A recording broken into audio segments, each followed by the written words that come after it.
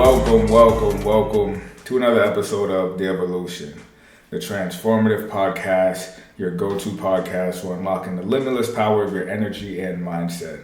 I'm Javon, also known as Mr. Raising the Vibes, your personal growth coach dedicated to transforming the way you think, feel, and experience life.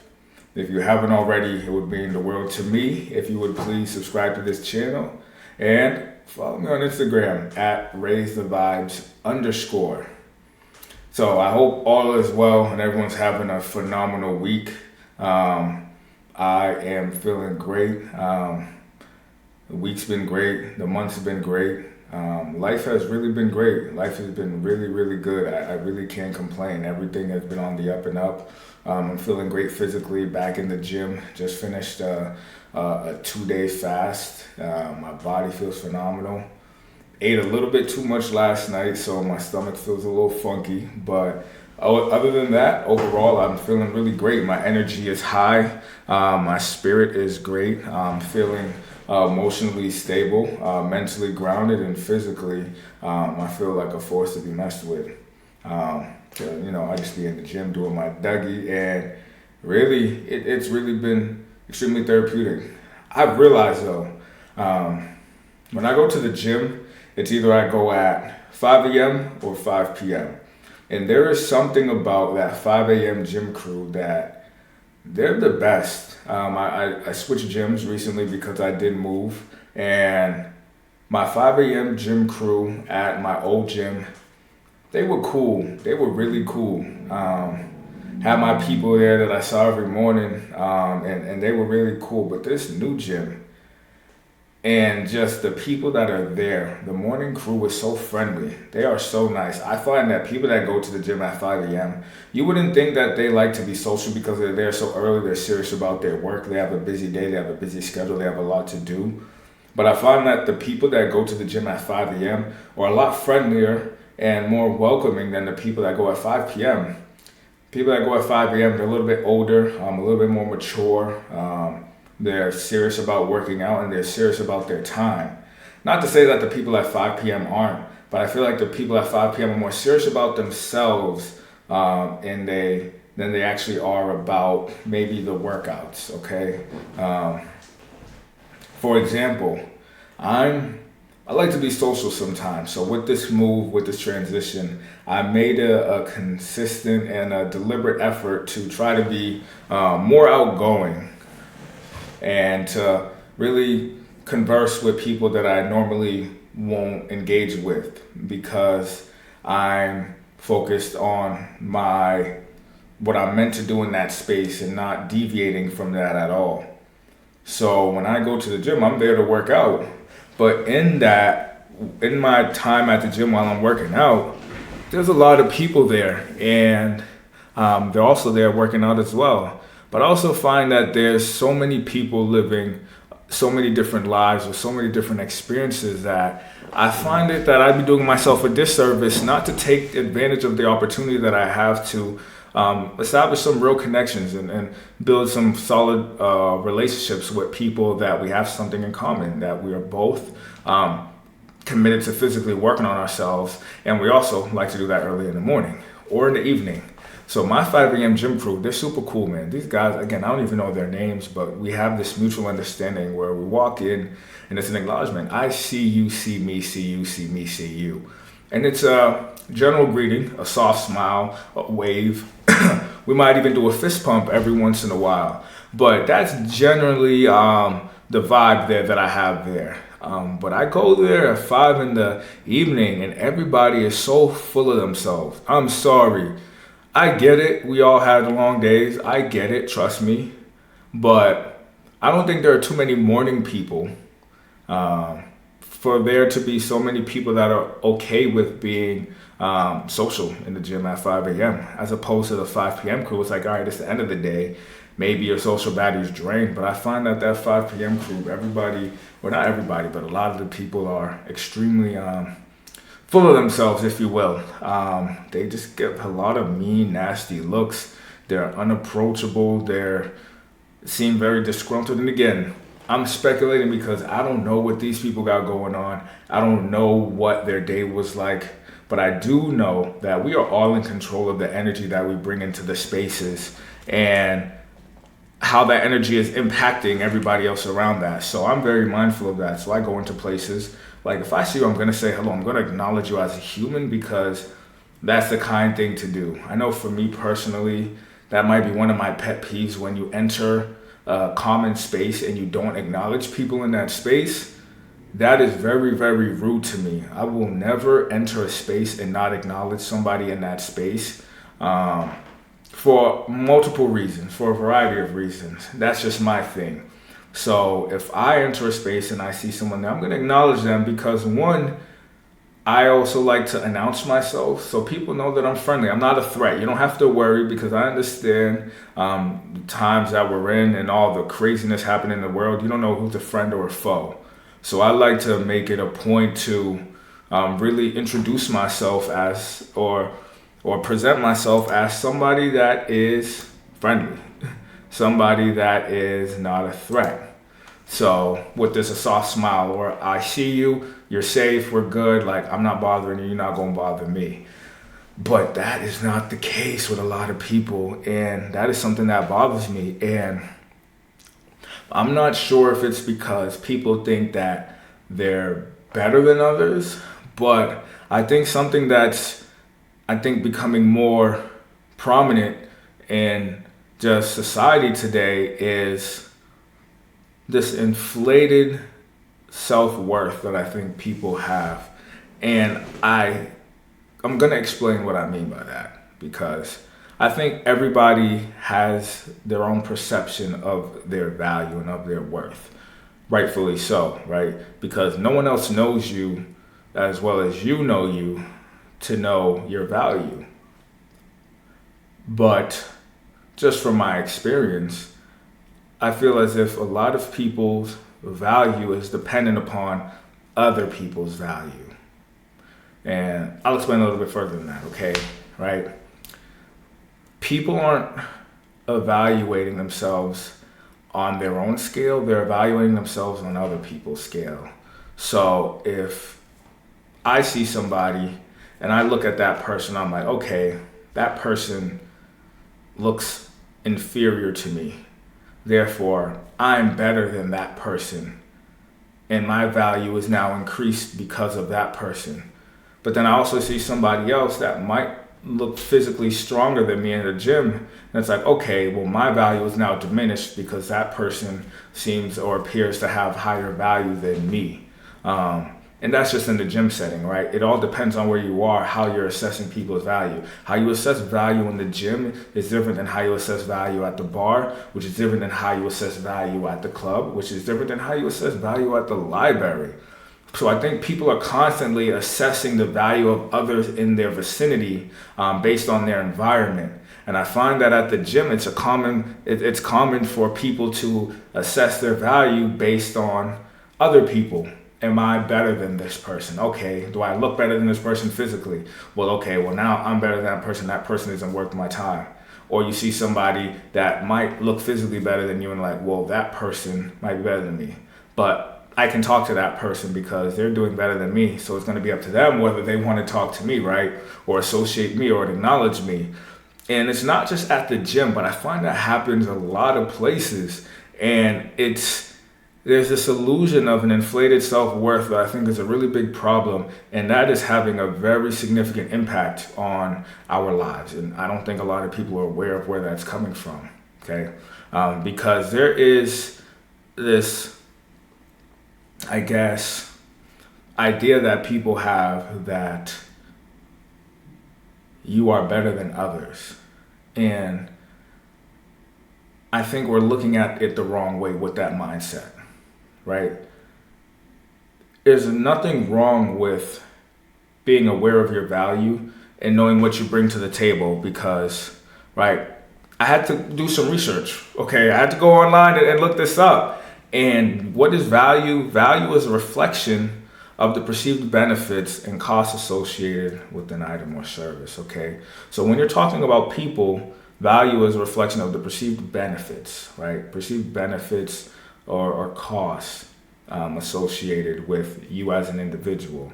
Now, It's the perceived benefit according to the person soliciting your services, soliciting you.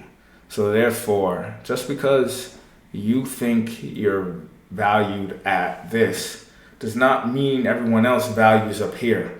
Because what you're considering your value at, other people might not be considering. And what I mean by that is if you're somebody that thinks looks is extremely important and you think you're a really good looking person, you're going to think that your value is at a 8 out of 10.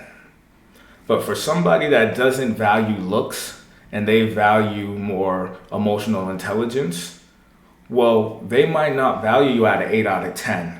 Maybe looks to them is a third tier consideration for them, but they really care about emotional intelligence. So because you have this inflated sense of value on your own internally, you are coming off and presenting yourself in a way that is unattractive to a lot of people, right? Rather than just being yourself and if you're in the space where you're trying to meet people, being yourself and being real and really playing your best hand, and giving people the opportunity to learn the best about you, and putting your best foot forward. I think people aren't really doing that because they are in the mindset that a lot of people aren't worthy. You're not worthy enough to talk to me. You're not worthy of my attention. You're not worthy of my energy. And it's, where do you get that idea from? How is someone not worthy? Someone that is breathing the same air as you, somebody that is in the same space as you.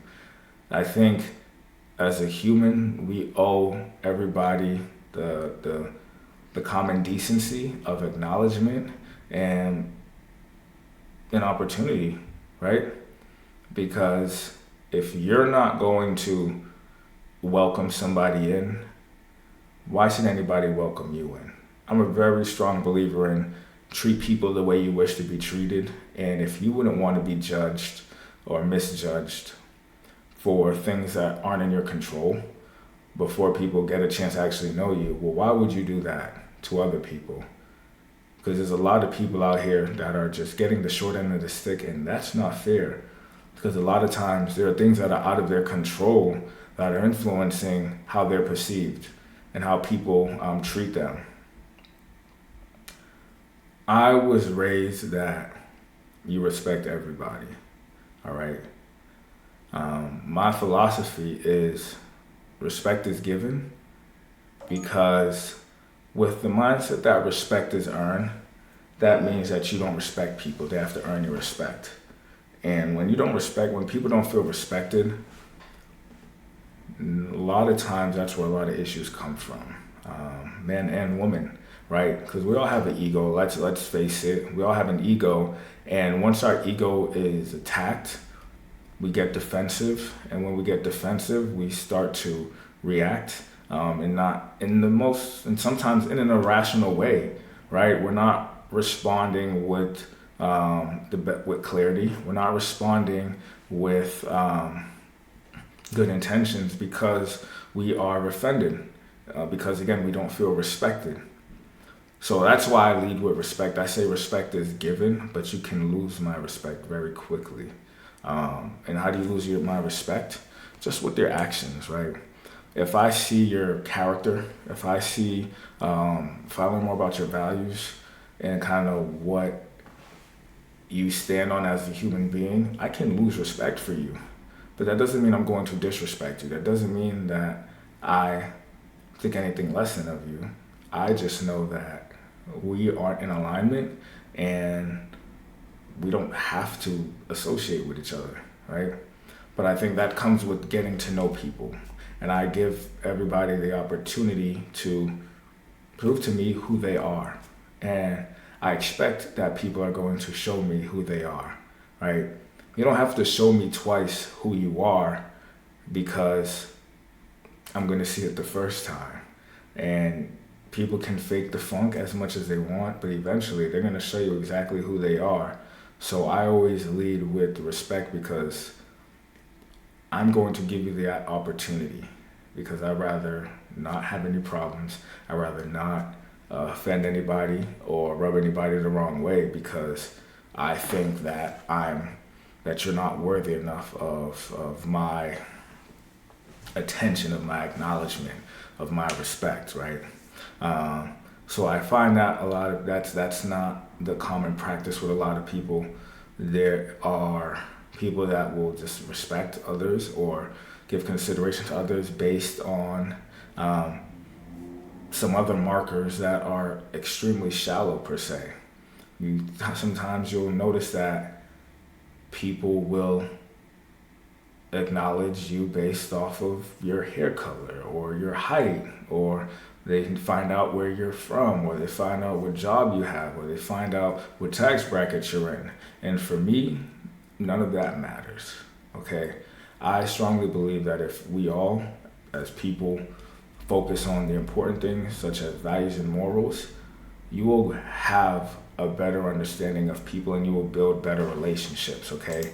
Your relationships won't be built on superficial things like, hey, they wore a cute outfit, that's my friend because I like the way they dress. No, your relationships will have so much more substance, and you guys will be able to actually build long-term relationships rather than having this revolving door of friends. All right, people are in for the summertime because it's hot out and you guys want to get cute and do things together, but wintertime comes around, you guys are nowhere to be found. Or if you go through a tough time in life, all those fun friends that you had because your relationship is built off of a mutual hate for somebody rather than an actual something that you guys have in common, they're not there for you because it was never real, right? If we're looking at building relationships and connections with people based off of the things that actually matter, you start to realize there's so much more value in depth to those relationships and in interactions that we have with people, right? What are someone's morals? What's their moral compass like? Are they disciplined? Do they have good habits? Are they a kind person? Do they help people? Like, what's the impact that they have on the community? What's the impact that they have on their family? Are they a negative person? Are they a positive person? We're not really looking at these things when we're determining who it is that we're going to befriend, right? Sometimes we're looking at people that might be the most lit. We might be looking at people that might have belong to a friend group, or they might do things that we want to do, and it's like, okay, well, I'm gonna befriend this individual because that's the type of life that I want to live. So I'm gonna befriend someone that does this life, and I'm gonna adopt their likeness so that I can do those types of things. And in a way, that is very necessary, but not applicable or not really the best way to network socially, right? I believe that's the best way to network professionally, where you find individuals that are doing the things that you like to do professionally, because guess what? It's business, it's not personal. So therefore, nothing's personal in a business relationship. So therefore, you don't have to like that person because there is a goal there. There's an end goal there of professional development or professional opportunities or advancement in your career, right? As opposed to personally, when you have these personal relationships, they're long term. Life is all about the personal relationships that you make and what is the foundation of these personal relationships that you're making. And if it's not a solid foundation, then that relationship is ultimately not going to last. It's going to be a very, very, very weak relationship. And I think a lot of us are struggling right now with those relationships. There is a very big issue right now with people feeling like they don't belong to something bigger than themselves. And I think that's because their intentions when they are joining these social groups or when they're around certain individuals, their intentions aren't pure. They don't have those intentions of looking for something long. There is a circle of now and a circle of us, and a lot of people are looking to impact their circle of now more than their circle of us. Right? The difference between a circle of now and a circle of us is a circle of us is more long term. It's about us, right? There's a bigger picture here because we are a team, we're a family, we're one, we're a unit. As opposed to the circle of now, it's just like this is just convenient now, and as long as this is convenient, this is what we're going to do. But once this no longer becomes convenient, it no longer serves you, and then it just disappears out of your life, rightfully so. So knowing the difference between that circle of now and the circle of us is extremely important, and I think it's beneficial for people that are struggling in life with feeling a part of something, feeling like they belong, to focus on their circle of us and build strong relationships that are on a good foundation, which is based on those values, morals, and principles that and beliefs that you have, right?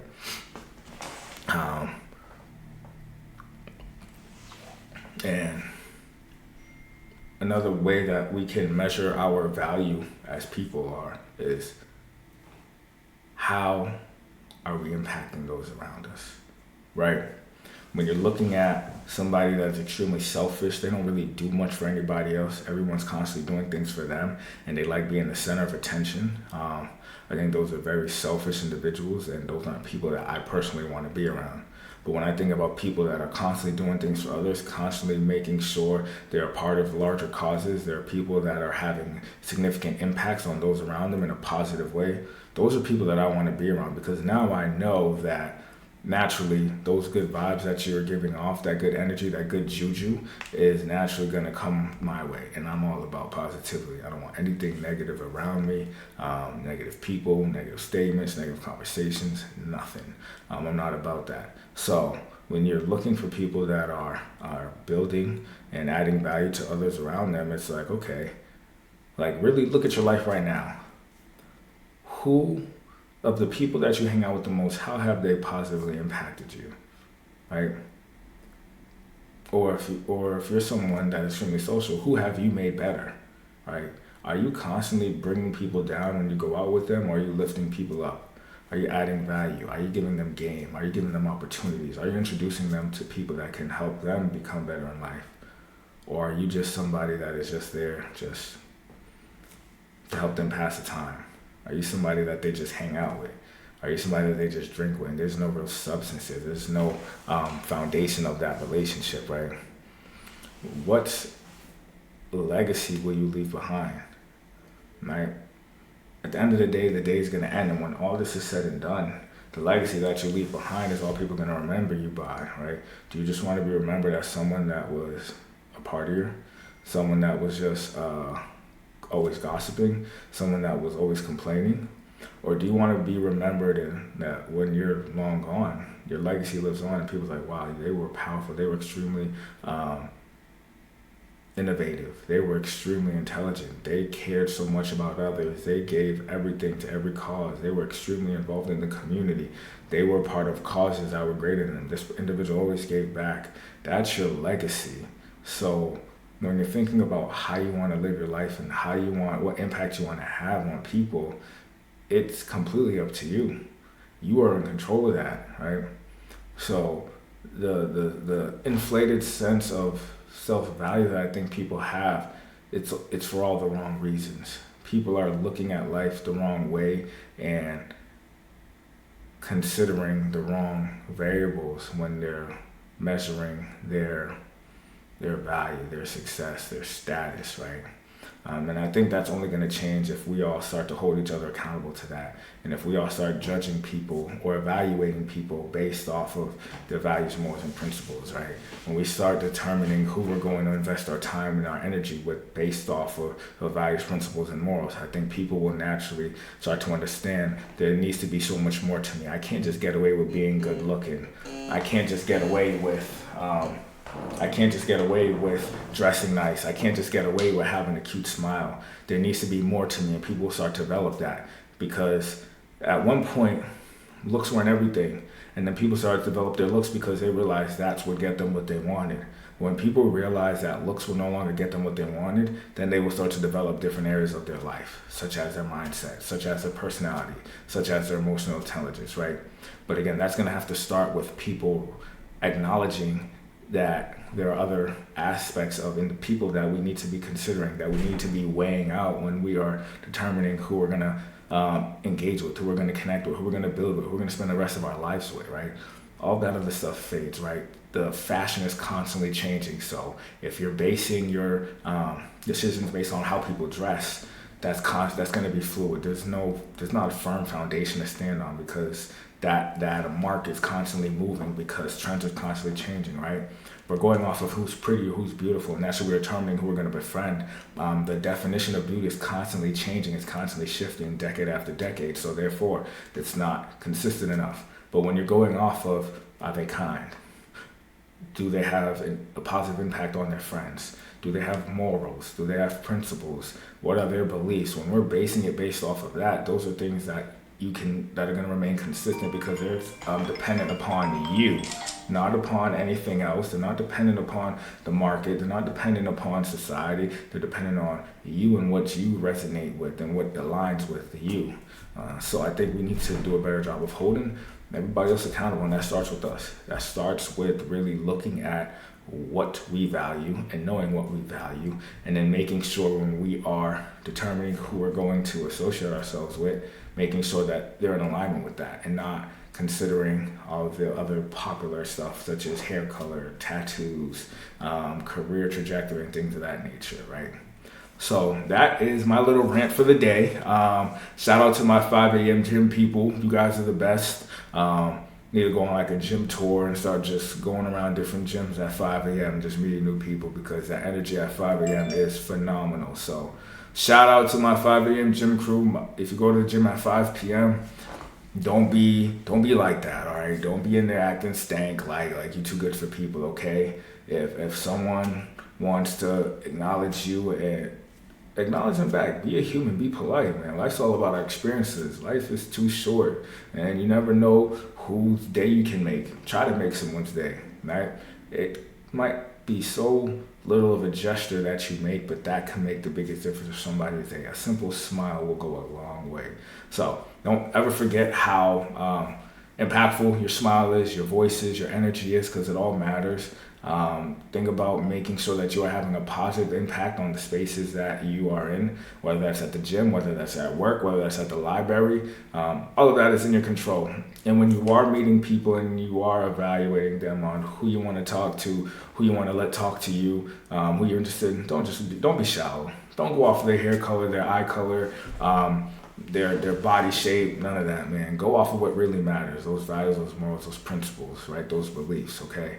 But that's really all for today. If this was something that resonated with you, we'd love for you to leave a comment, like, subscribe, share, do what you gotta do.